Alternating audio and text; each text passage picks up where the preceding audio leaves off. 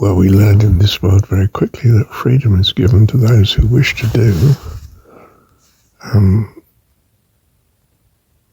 good,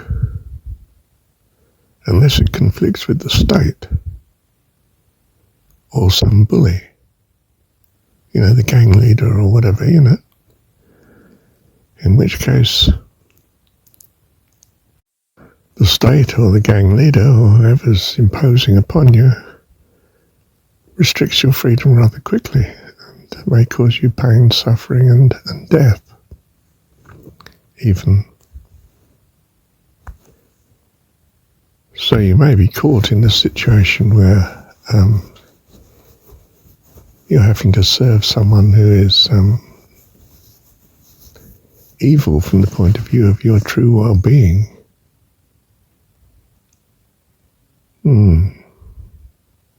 How are you to behave then?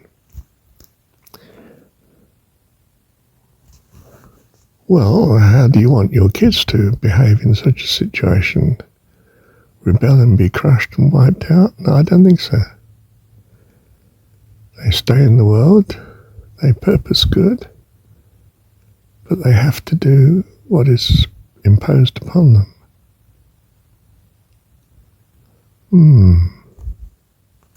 Is it then blessed are the poor in spirit, or the poor in resources and power?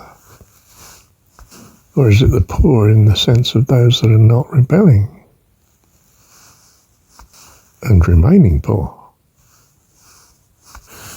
Well, we have a bailout, which is we believe in an all-powerful God that rules all things.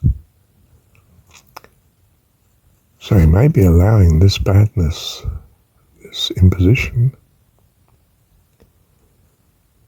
but won't always do so, or will provide you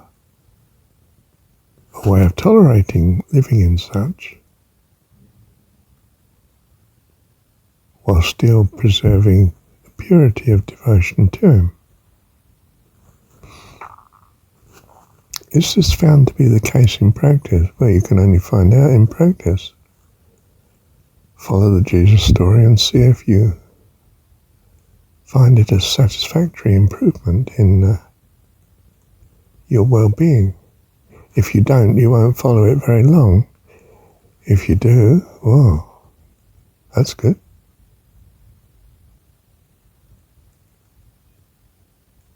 Do you see, the onus of proof is not on the philosopher or the theologian.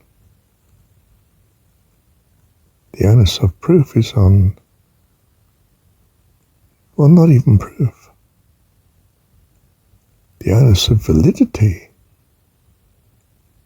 is from your point of view.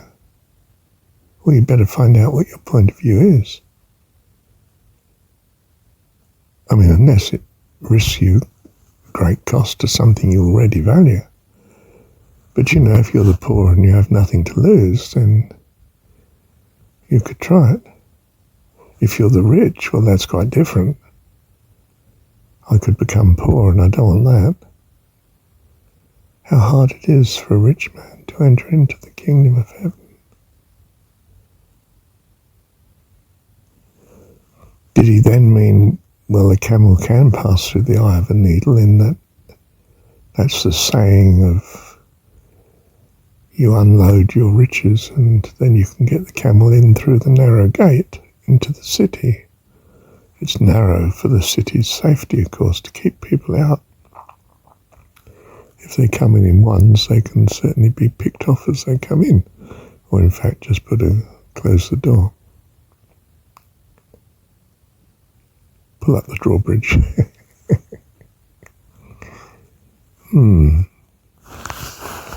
But it's an interesting turn in the scripture, isn't it, that Jesus sees it as a great handicap to be rich. And of course he's not rich himself. And we do sort of feel the richer a person is, the less concerned he is for the poor. In general, there might be wonderful exceptions, but it doesn't look too promising in general. Thank you, Heavenly Dad.